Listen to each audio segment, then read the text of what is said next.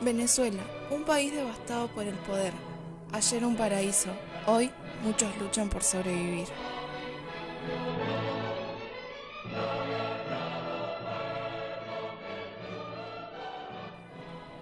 La crisis en Venezuela hace referencia a la crisis política, económica y social que sufre el país desde el 2013. La crisis puso a Venezuela en distintos problemas económicos, por ejemplo, la crisis financiera, la escasez de productos básicos y medicinas, el aumento del desempleo por el cierre de empresas privadas y la migración masiva hacia otros países. La intervención de la política monetaria por el gobierno central a través del Banco Central de Venezuela es lo que ha desencadenado una hiperinflación. La corrupción política, el deterioro de la productividad y competitividad son otro de los problemas que dieron lugar al agravamiento de la situación.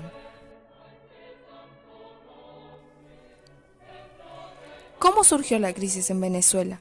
Venezuela es un país enriquecido de recursos naturales. Bajo el dominio español, Venezuela sirvió como mina de metales preciosos. Sus minas de oro llenaron el arca española desde el siglo XVI, mientras que otros recursos como el tabaco, el azúcar, el cacao o el cuero más tarde serían deseados y exportados a Europa. Luego de esto, en Venezuela se extraerá plata, perlas, diamantes y una interminable lista de minerales. Más tarde, Venezuela se independiza del Imperio Español.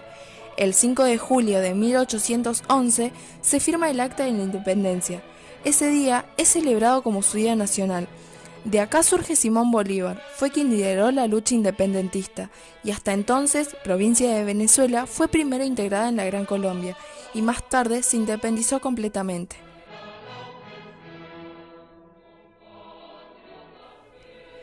Hablar de la historia política de Venezuela es hablar de dictadura, ya que durante todo el siglo XIX solo las guerras civiles y gobiernos autocráticos ocupan el espacio en esta época. En 1908 llegó al poder el dictador Juan Vicente Gómez, quien se encontraría con una crisis económica provocada por la deuda de Venezuela con las grandes potencias mundiales. En 1910 se descubre un recurso mucho más valioso que el oro, el petróleo. En menos de 10 años, Venezuela se convirtió en el mayor exportador del mundo, y su deuda exterior simplemente desapareció. ¿Sirvió este recurso para un cambio en la vida de los venezolanos? Simplemente no, ya que el analfabetismo tenía lugar en la mayoría de los habitantes y la pobreza era extrema. Debido a la riqueza que generaba el petróleo, se descuidaron otros sectores clave como la agricultura y otros tipos de industria. Como no se producía otra cosa más que petróleo, todo lo que hacía falta para subsistir se importaba desde el extranjero. De esta manera, Venezuela pasa a tener una economía basada en el petróleo. Tras la muerte de Juan Vicente Gómez en 1935 vendrían más dictaduras, hasta que el coronel Marcos Pérez Jiménez es derrocado en 1958. A partir de esta fecha, todos los dirigentes del país elegirán a través de elecciones. Gracias al petróleo, las infraestructuras del país comenzaron a mejorar. Sin embargo, la pobreza y la desigualdad entre unas élites muy ricas que se habían hecho de oro con el petróleo y la mayoría social muy pobre continuaban ahí.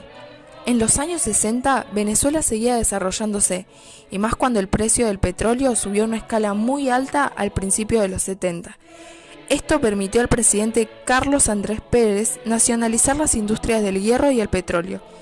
A finales de los 70, el precio del petróleo comienza a bajar y Venezuela se ve obligada a pedir prestada a otros países para financiar. Sin embargo, el precio del petróleo continuó bajando y Venezuela comenzó a pasarla verdaderamente mal para poder saldar su deuda. Esta situación obligó al gobierno de Pérez Jiménez a introducir medidas de austeridad, es decir, el precio del petróleo cayó sobre las clases populares, las cuales no habían mejorado mucho su situación. En 1992 se lleva a cabo un intento de golpe de Estado por parte de Hugo Chávez, el cual fracasa y este va preso. El mismo año, otros comandantes hacen un segundo intento de golpe de Estado, el cual también fracasó. En los años 90, Venezuela es un país de pobreza, corrupción, devaluación de la moneda, narcotráfico, etc. En este contexto, Hugo Chávez se presenta a las elecciones presidenciales en 1998, con un programa socialista, presentándose como el nuevo Simón Bolívar, y prometiendo una revolución social que repartiese la escasa riqueza de Venezuela. Obviamente, Chávez ganó las elecciones. El pueblo estaba dividido en dos partes, entre los chavistas y los opositores que demandaban una mayor libertad económica. Chávez supo ganarse parte de las clases populares con programas estatales. A principios del siglo XXI, el precio del petróleo volvió a subir a gran escala y le dio un gran poder al gobierno de Chávez. En 2007, Chávez es reelegido por tercera vez. Esta tercera legislatura se basó en un bloque anti-Estados Unidos con países como Bolivia o Cuba. La nueva década comenzó con un gran problema. Una sequía produjo una crisis energética y de agua sin precedentes. Una crisis que duraría casi 2 años y que se cobró el puesto de varios dirigentes chavistas. Sin embargo, sus hechos fueron muy diferentes a sus promesas que luego ejecutó en sus 14 años como presidente. En su liderazgo, Venezuela es percibido como uno de los países más corruptos del mundo. También tiene los índices de inflación más altos de América Latina. No obstante, su estructura petrolera está en franca decadencia, producto de la falta de reinversión y la burocratización del sector energético del país. Chávez polarizó a la sociedad venezolana, quintuplicó la deuda externa e hizo que haya restricciones a la libertad de prensa. Hugo Chávez enfermó de cáncer y en 2012 gana su cuarta elección presidencial. Luego el presidente muere y se celebran unas elecciones presidenciales que es ganada por el chavista Nicolás Maduro. Durante el último mandato de Chávez, la oposición parlamentaria ha sido constante, pero esta tiene más refuerzo y notabilidad cuando Maduro llega al poder. Maduro, que no goza del carisma ni la popularidad de Chávez, ve como el precio del petróleo comienza a bajar de nuevo.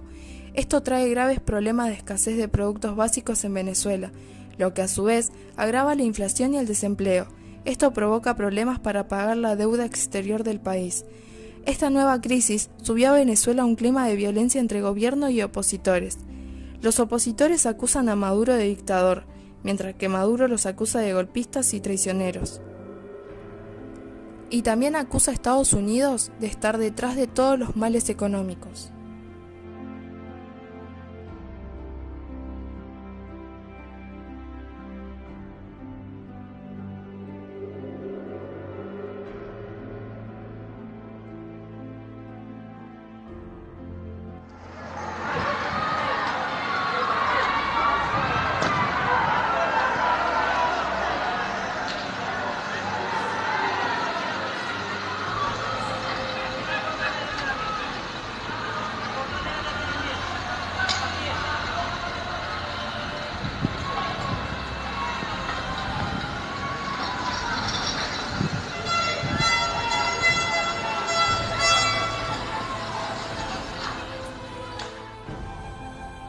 ¿Cómo sigue hoy la crisis en Venezuela?